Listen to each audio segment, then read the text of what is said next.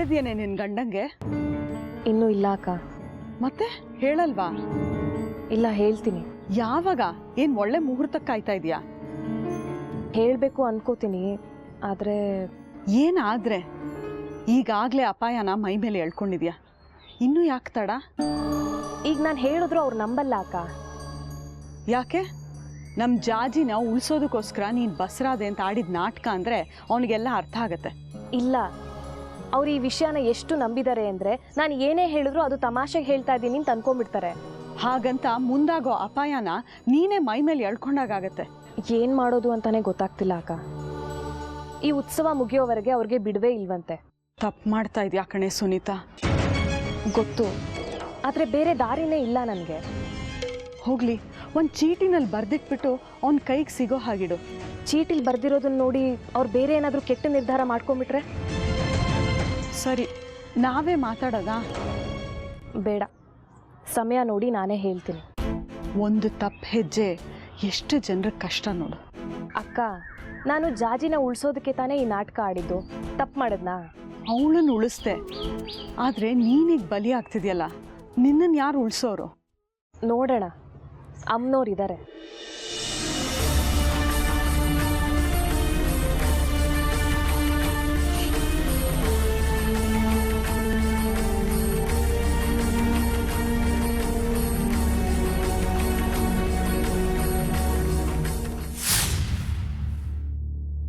ಯಜಮಾನ್ರೆ, ಇನ್ನೊಂದು ಚಪ್ಪಲಿ ಬಂಗಾರಿದು.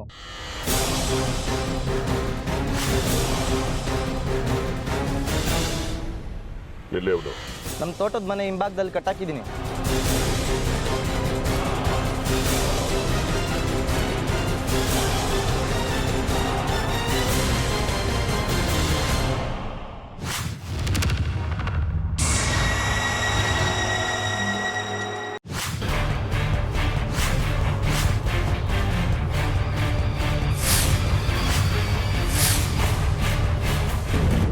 ಚಪ್ಪಲಿ ಕಾಯುವ ತಿಮ್ಮ ಅಂತ ಅಂದ್ರೆ ಊರ್ ಕಾಯ್ತೀನಿ ಬೊಮ್ಮ ಅನ್ನೋ ಹಾಗೆ ತನ್ನ ಕೆಲಸ ತಾನು ಮಾಡ್ಕೊಂಡಿರೋದು ಬಿಟ್ಬಿಟ್ಟು ತನಕೇ ಬೇರೆ ಮಾಡ್ತಾನ.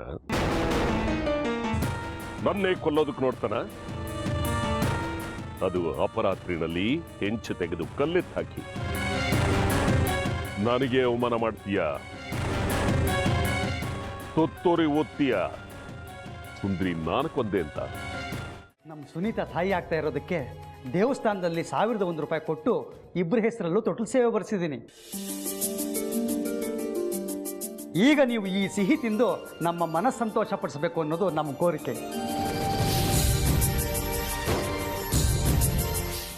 ಓಹೋ, ಪರವಾಗಿಲ್ವೇ? ಬೇವಿನ ಮರದಲ್ಲೂ ಬೆಲ್ಲದ ರುಚಿ ಬಂದಿದೆ. ಇನ್ನು ನೀನು ಬದುಕಿರುವಷ್ಟು ಕಾಲನು ಇದೇ ಬುದ್ಧಿ ಕೊಡ್ಲಿ ಆ ಮಹಾತಾಯಿ ನಿನಗೆ.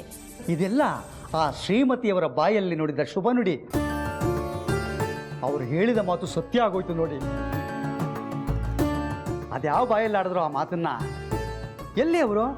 ಅವ್ರಿಗೂ ಸಿಹಿ ಕೊಡೋಣ ಅಂತ ಬಂದೆ. ಅದು ಯಾವಾಗ ಬರ್ತಾರೋ ಯಾವಾಗ ಹೋಗ್ತಾರೋ ಒಂದು ಗೊತ್ತಾಗಲ್ಲ. ಒಟ್ಟಾರೆ ಮಾಯಾಂಗನೆ ನೋಡು ಅಯ್ಯಮ್ಮ. ಏನು ಅವಳು ಇಲ್ಲಿದ್ದಷ್ಟು ಕಾಲ ನನ್ನ ಕಾಲು ಒತ್ತುತ್ತಿದ್ಲು. ನನ್ನ ಕಾಲು ನೋವೇ ಮಾಯಾಗೋಗೋದು. ದುರ್ಗಾ ಸಪ್ತಾಹದ 7 ದಿನದ ಪೂಜೆಗೆ ಬಾ, ನಿನ್ನ ಆಸೆ ನೆರವೇರುತ್ತೆ ಅಂತ ಹೇಳಿದ್ರು. ನಾನು ಬಂದಿದ್ದೆ. ಅವ್ರು ಹೇಳ್ದಾಗೆ 1 ದಿವಸ ಹೆಚ್ಚು ಕಡಿಮೆ ಇಲ್ಲದೆ 7 ದಿವಸದ ಪೂಜೆ ನಡೀತು. ಮಂಗಳಾರತಿ ಆಯಿತು, ಸುನೀತಾ ಬಿದ್ಲು, ನಾನು ತಂದೆ ಆದೆ. ಆದರೆ 108 ಅನುಮಾನ ಪಟ್ಟಿದ್ದೆ ನೀನು. ಇಲ್ಲಿ ಬಂದು ನ್ಯಾಯ ಬೇಕು ಅಂತ ಉಗ್ರ ನರಸಿಂಹ ಕೂತಂಗೆ ಕೂತಿದ್ಯಲ್ಲ, ಅದೇನಾಯ್ತು? ಎಲ್ಲ ಪರಿಹಾರ ಆಯ್ತಲ್ಲ. ಅವಳಿಗೆ ಮಗು ಆಗದೆ ಇರೋ ಹಾಗೆ ಹೊಟ್ಟೆ ಗೊತ್ತಿದ್ದು ನಾನೇ. ಅವಳ ತಾಯಿ ಆಗೋದಕ್ಕೆ ಹಿಂಸೆ ಕೊಟ್ಟಿದ್ದು ನಾನೇ. ಎಲ್ಲವೂ ನಾನೇ ತಂದೆ ಅಲ್ಲದೆ ಇದ್ರೆ ನನ್ನನ್ನು ಬಲಿ ತಗೋ ಅಂತ ಉತ್ಸವದ ಕೆಳಗಡೆ ಮಲಗಿದ್ನಲ್ಲ. ಆದರೆ ನನಗೇನು ಆಗಲೇ ಇಲ್ಲ. ಅಲ್ಲಿಗೆಲ್ಲ ಪರಿಹಾರ ಆಯ್ತಲ್ಲ. ಹೋಗ್ಲಿ ಬಿಡಪ್ಪ, ಆ ತಾಯಿ ದೊಡ್ಡೋಳು, ನಿನಗೆ ಎಲ್ಲ ತಿಳುವಳಿಕೆ ಕೊಟ್ಲಲ್ಲ. ಆದರೆ ಆ ಬುದ್ಧಿಗೇಡಿ ವಿದ್ಯಾ ಸ್ವಂತ ಚಿಕ್ಕಪ್ಪ ಅನ್ನೋದು ಲೆಕ್ಕಿಸದೆ ದೊಣ್ಣೆ ತಗೊಂಡು ನನ್ನ ತಲೆಗೆ ಹೊಡೆದ. ಅದಕ್ಕೆ ಸ್ವಲ್ಪ ಬೇಸರ ಇದೆ. ಇರಲಿ ಬಿಡಿ, ವಯಸ್ಸಿನಲ್ಲಿ ಅವನು ನನ್ನ ಮಗನ ಥರ. ನನಗದೆಷ್ಟು ಸಲ ಹೊಡೆದಿದ್ದಾನೆ, ಆದರೂ ನಾನು ಅದನ್ನು ಮನಸ್ಸಲ್ಲಿ ಇಟ್ಕೊಂಡಿಲ್ಲ. ನಾನು ವಿದ್ಯನ್ನ ಕ್ಷಮಿಸಿದ್ದೀನಿ, ಆದರೆ ಹಾಗಂತ ಮುಂದೆ ಏನೋ ಕಾರಣ ಇಟ್ಕೊಂಡು ನನಗೆ ಹೊಡೆಯೋ ಆಗಿಲ್ಲ ಅವನು. ನಾನು ತಂದೆ ಆಗ್ತಿರೋ ಸಂತೋಷದಲ್ಲಿ ಯಾರನ್ನು ಬೇಕಾದ್ರೂ ಕ್ಷಮಿಸ್ತೀನಿ, ಯಾರನ್ನು ಬೇಕಾದರೂ. ದುರ್ಗಾ ಸಪ್ತಾಹ ನಾವು ಮಾಡಿದ್ರು ಅದ್ರ ಫಲ ನೆನಗೆ ಸಿಕ್ತಲ್ಲ, ತುಂಬ ಸಂತೋಷ ಆಯ್ತು ಕಣ ಜಗ್ಗಿ. ಫಲ ಸಿಕ್ಕಿದ್ದು ನನಗಲ್ಲ, ನನ್ನ ಹೆಂಡತಿ ಸುನೀತಾಗೆ. ನನ್ನ ಮಗು ಬೆಳೀತಾ ಇರೋದು ಅವಳು ಹೊಟ್ಟೆಲಿ, ನನ್ನ ಹೊಟ್ಟೆಲಲ್ಲ. ಇದೇ ಸಂತೋಷಕ್ಕೆ ನಮ್ಮ ಮನೆಯಲ್ಲಿ ಸಂತೋಷ ಕೂಟ ಇಟ್ಕೊಂಡಿದ್ದೀನಿ. ತಾವು ಯಾರು ಏನು ಸುಳ್ಳು ಕಾರಣಗಳು ಹೇಳ್ದೆ ಬರಲೇಬೇಕು. ಈ ಆಮಂತ್ರಣ ಅಲ್ಲ, ಆಜ್ಞೆ. ಈಗ ನನ್ನ ಕಣ್ಣಿಗೆ ಕಾಣದೇ ಇರೋರ್ಗೂ ನನ್ನ ಪರವಾಗಿ ನೀವೇ ಹೇಳ್ಬಿಡಿ ರಾಜಮಾತೆ ಅವರೇ.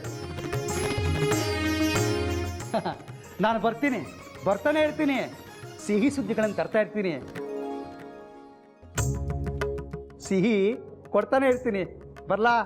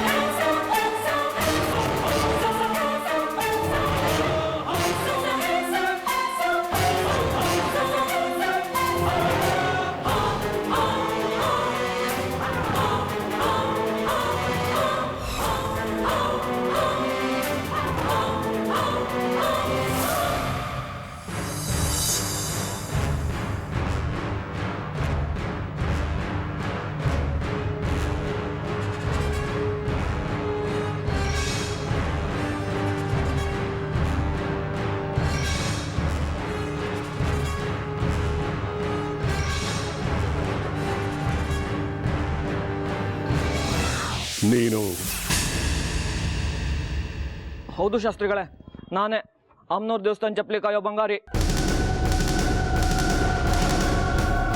ಸರಿ ನಿನ್ನ ಕೆಲಸ ನೋಡ್ಕೊ. ಶಾಸ್ತ್ರಿಗಳೇ, ನೀವು ಹೇಳಿದಾಗೆ ನಿಮ್ಮ ಆಳುಗಳು ನನ್ನ ಕೈಕಾಲು ಕಟ್ಟಿ ಎಳ್ಕೊಂಡು ಹೋಗಿದ್ರು.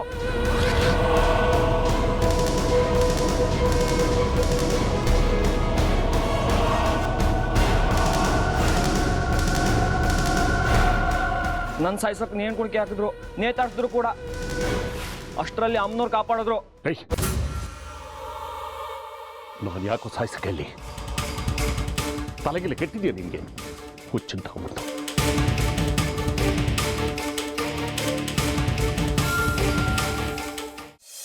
ಇಲ್ಲಿ ಅಮ್ಮನವ್ರ ಪವಾಡಗಳು ಒಂದ ಎರಡ, ನೋಡೋದಕ್ಕೆ 2 ಕಣ್ಣು ಸಾಲದು. ಇನ್ನು ಉತ್ಸವ ಮುಗಿಯೋವರೆಗೂ ದಿನ ದೇವಸ್ಥಾನಕ್ಕೆ ಬಂದ್ಬಿಟ್ರೆ ಮನಸ್ಸಿಗೆ ಏನೋ ನೆಮ್ಮದಿ, ಹೇಳಕ್ಕಾಗದಿರೋಂಥ ಆನಂದ. ಇಷ್ಟೆಲ್ಲ ನಡೀತಿರೋದು ಈ ದೇವಸ್ಥಾನ ಧರ್ಮದರ್ಶಿಗಳಿಂದ.